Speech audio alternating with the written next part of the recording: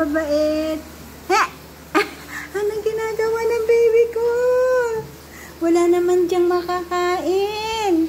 Today is toge plus tokwa and leftover na bangus. Nalalagyan ulit ng kangkong. Tapos, ito po, nakabili ako ng talbos ng kamote for kalahati for the dog. Kasi, mauubos na po yung pagkain ng dog namin.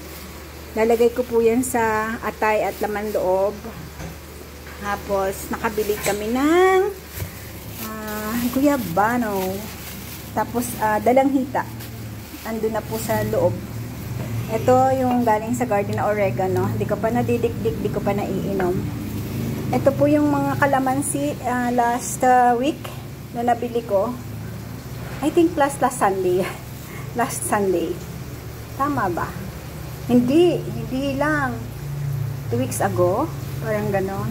Ito po, kalamansi na pinigana. Para po, para tumagal yung life niya na fresh, lalagyan ng honey. Yan. Nagpe-ferment lang siya pag may honey siya. Hindi mo na siya pakukuluan. Dati in-heat ko pa siya para hindi mapanis. Ngayon hindi na po. Napansin ko, pag nilagyan niyo po siya ng honey, tapos fresh na kalamansi, tapos nakabote lang at ref, hindi siya napapanis. Tapos, ayan po, nakabili ulit ako ng 5 kilos na medyo ripe ng medyo hinog na kalamansi. 20 pesos per kilo ngayon. Dati 15 pesos per kilo. Dati binili ko 2 kilos. Kaso kahapon po, galing kami sa bayan. Ang kilo ng kalamansi is 120. Tapos wala pa lang stock. Tapos sabi ko kay daddy, ngayon po kasi Wednesday, may palengke dito sa baryo namin. Sige, tingnan natin, baka nagtinda ulit yung nagtitinda ng overripe na kalamansi. True, meron. Kaya 5 kilos po yan. Pinipiga ko na siya, sinisimulan ko na. Tulungan mo naman ng mama. Tulungan mo mama. Piga ikaw. Malungkot ikaw. Wala namang meat dito. Sabi ni daddy, bawal nang bigyan ikaw ng raw na meat. Baka daw mapalo ka pag ikay pumunta sa ibang bahay. Gaya ni kuya, nawala na si kuya. Bigla na lang namatay ang kuya natin. Oo, wala naman. Anong gusto mo? Oregano? Gustong oregano ikaw? Gusto mo ito? Oregano? Gusto mo to? Kalamansi? Ha? Gusto mo? Toge? Kain na ikaw cat food doon. Maselan-selan yan. Kasi po ito nakuha namin, malaki na. Syempre, scavenger.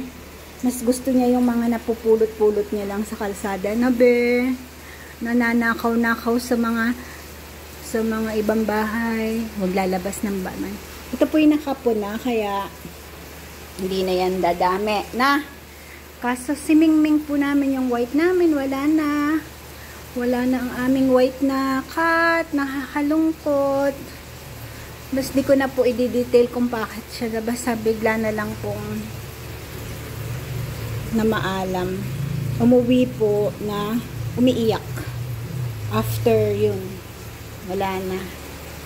Kasi nga po mga rescue cat, nakakalabas talaga ng bahay, ng perimeter ng house. Di ko naman po kinukulong kasi syempre, sanay sila ng happy sana yung life ng ganun, po. Kaya lang, syempre, kung namimerwisyo siguro, nangunguha ng sisiw ng may sisiw. Sino yung minsan may dalang sisiw? Sino? Ikaw ba yon? Ikaw ba yon? Sila ng kuya niya. Ayan. Love you? I love you? Baba na. Wala man makakain. Pag nakita ni Lola, magagalit pa sa atin yan. Marami pa tayong pipigain. Dami. Mamaya, sakit ng daliri ng mama mo. Love you. Ito siya. Ini-sterilize ko lang po itong mga bottles na gagamitin ko for the kalamansi. Ayan. Konting water lang.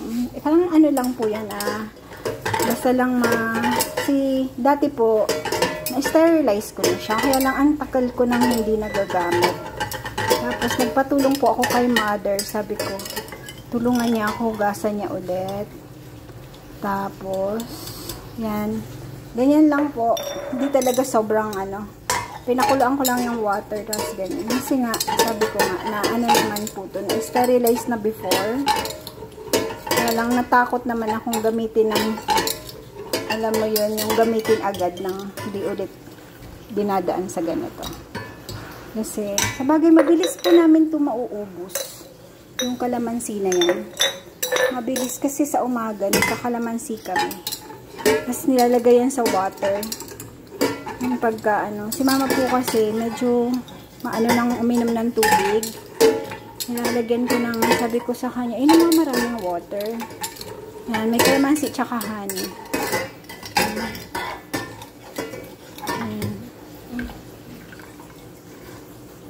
Kasi nga po, kami ay, ako, mahina ang immune system ko po, diba?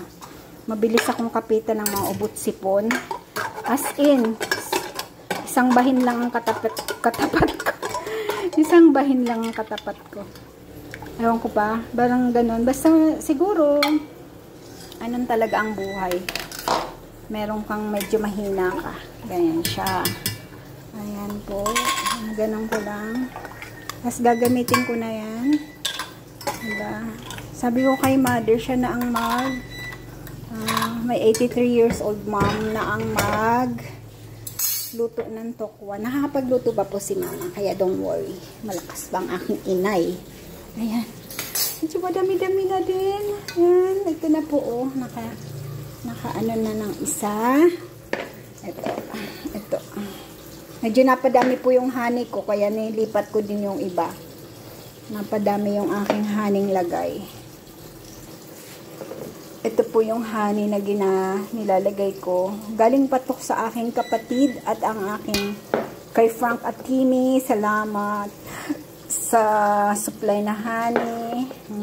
Thank you so much. Ayan na. Ayan na. Kalahati na ba ako? Meron pa po doon, no? Ito po siniseparate ko kasi ire-ref ko lang yan. Ito, yan, meron pa dito. Napakapiga na tayo. Nakadalawa na.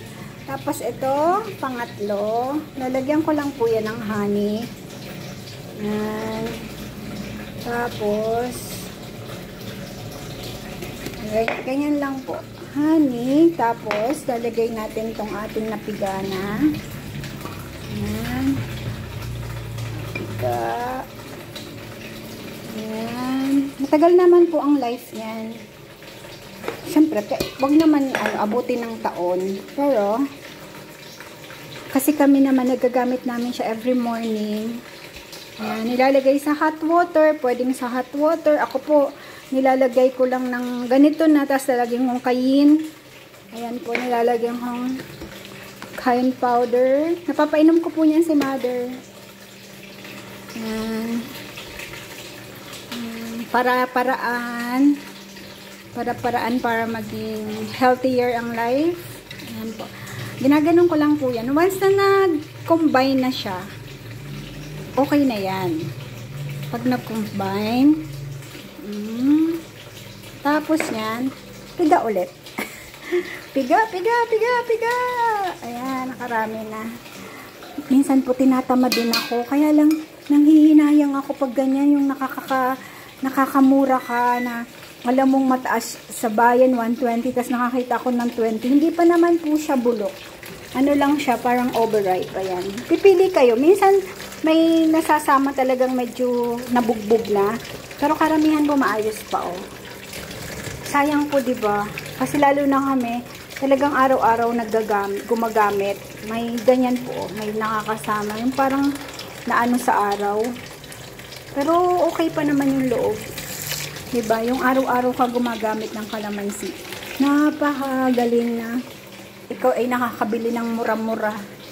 Siyempre, tipid-tipid tayo sa buhay ngayon dahil hindi naman tayo asawa ng kontraktor. Kung mga nepo wife tayo, ayos lang, no? Ayan po ang mukha ng ating 83 years old ma. Say hello, mother. Hello. Nagluluto na. Ayan. Siya po ang nagluto ng tokwa. At eto, toge. Yan. At may music pala kami. Merry Christmas! Ayan na. Finish na ang ating pinagpaguran.